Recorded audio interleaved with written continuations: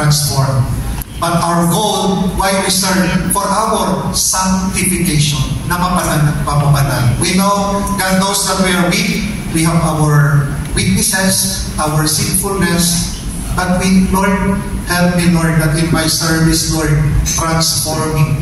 Hindi naman na automatic lahat mag-serve ay walang kasalanan. Lahat mag-serve talaga pwede na makapunta sa langit. We are all weak. But we serve for as long as we follow mabinyagan, ethically moral, wala kang ginawang masama.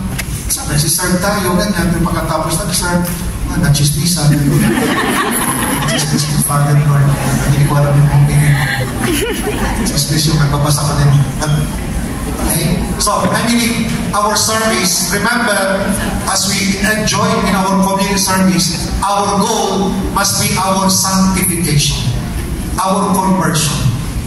That's why there is no perfect community. If there is something wrong with the community, then as Christians, then we have to pray one another. We have to pray for this system.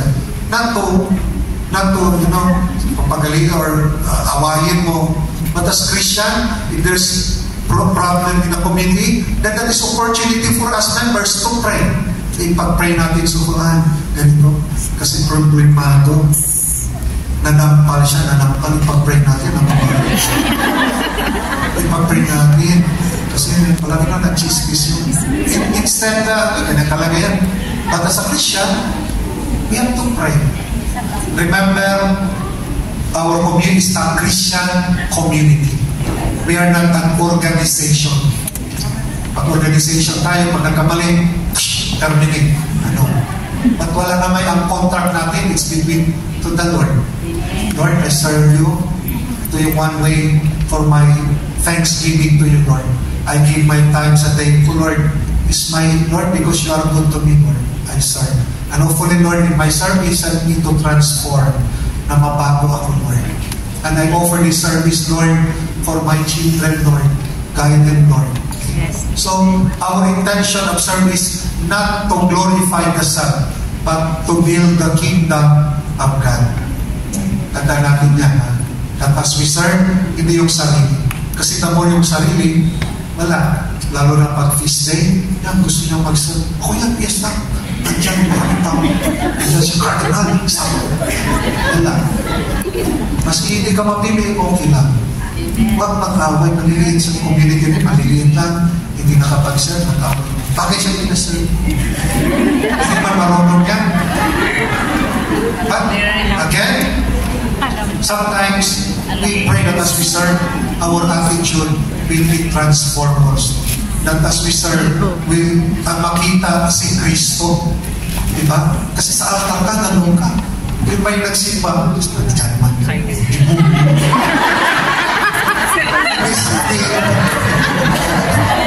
If it's si Christ, wala.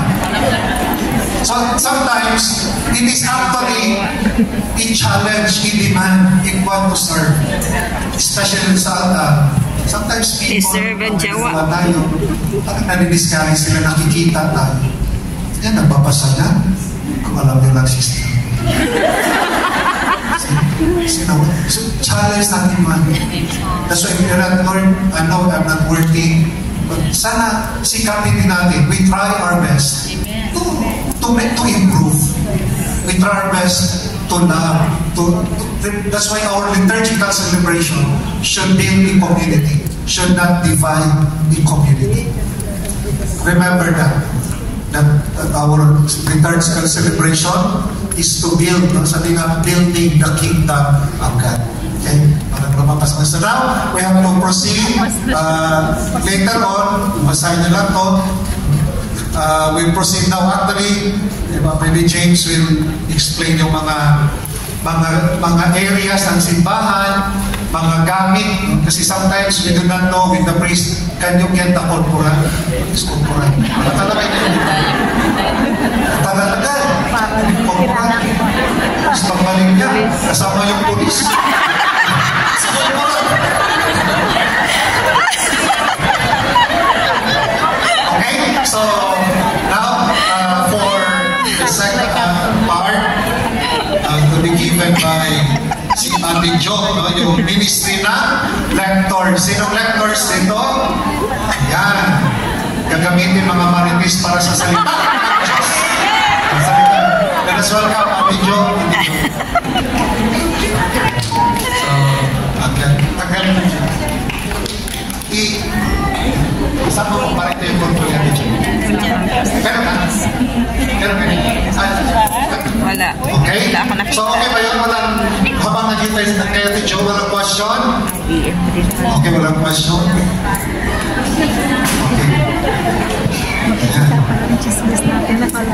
Okay, so, lectors, no? Lectors. Ito yung mga, di ba, lectors, yung nagbabasa, lector, ang ginagamit ng lector, anong book? Hindi sa buhay. Lectionary. At yung binabasahan, lector table. Pero close na sa worldwide yun. Okay, so lector, the person, lectionary, the book, lector, doon siya. Pag nandun na.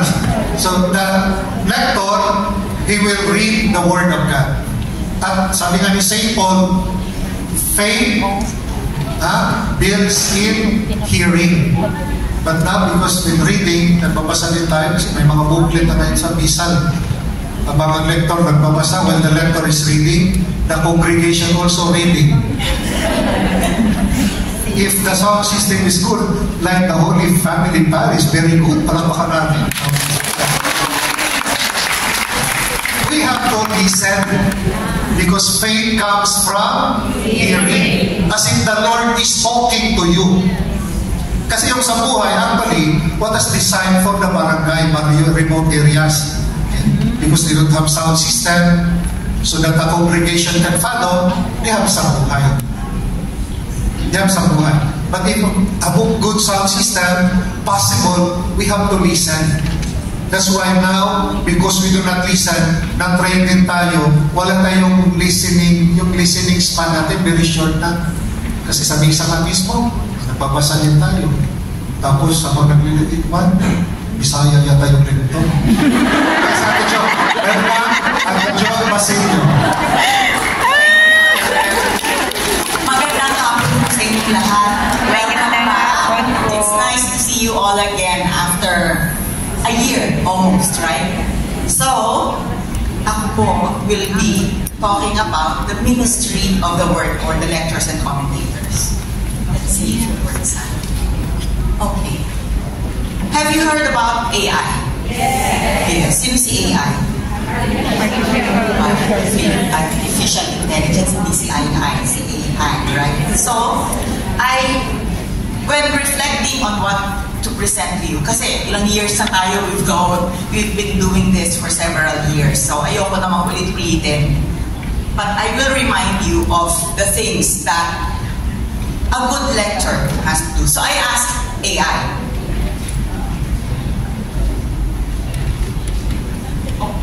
okay, what makes a good lector? So ito ang sagot niya sa akin.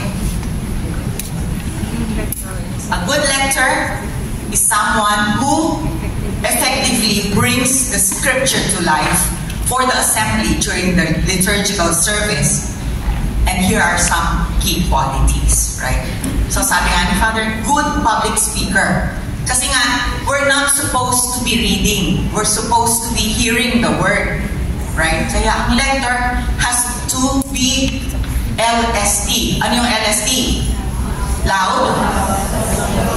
Ano pa? Slow. Slow. Distinct. Right? So, dapat nagpo-project tayo. Maliwanag ang pagsasalita. Huwag kang nagmamadali. Right? Don't be in a haste. If you think that you are reading fast, pag binasa mo sa sarili mo at sa tingin mo mabilis ka nga. Right? The one who is listening to you will not understand you. Right? And then B is what? Distinct. So, naiintindihan ka. So, that is the first one. Good public speaking abilities. Then, preparation. right? You have to prepare spiritually, scripturally, and practical. Ano yung, I guess you know what spiritual is. You pray over what you're going to be reading. Scriptural is the same. But what is practical preparation? Basahin nyo, pakinggan nyo yung sarili nyo habang binabasa nyo quietly, and then, basahin nyo loudly. Yun nga yung sinasabi na, slow, loud, distinct. Right? So you have to practice. Hindi yung dadating kayo sa simbahan, and then dun lang kayo magbabasa. Okay? So you have to prepare. Next, ano ba sabi niya sa akin? Understand the text. So, how do you understand the text? Knowing the context and the meaning of the scripture being read is crucial to your proclamation. So, you remember the conversion of St. Paul? Ano nangyari kay St. Paul during his conversion? Nabulag siya, right? And then, there was a disciple named Ananias. Ano nangyari kay Ananias? He had a vision, right? From God. Ano sinabi ni God kay Ananias? Puntahan na si Paul. Right? So, in this reading, when you read it, kailangan maintindihan nyo anong nafe-feel ni Ananias. Ano ba kasi si Paul? Who was Paul? Persecutor. So, pinapupunta ni Jesus si Ananias kay Paul. So, kung ikaw, na alam mo na papatayin ka ng taong pupuntahan mo, anong feeling mo? Tatakot ka. Right? So, this type of things you have to learn, or you have to read your scriptures before even reading it. Kasi, alam mo kung paano bibigyang buhay yung binabasa mo. Hindi yung babasahin mo lang yan. Right? Kasi sabi niya, Lord, I've heard of this man. Right? So, paano mo yung sasabihin kay Lord? Lord, I have heard of this man. Wala yung takot, hindi ba? Right?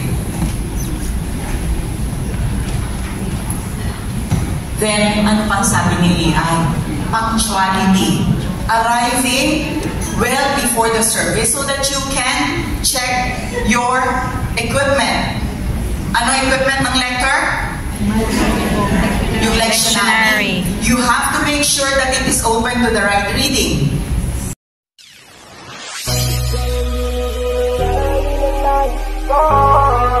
Marikit na dalangin ko, kang magbigay ng kulay sa aking mundo.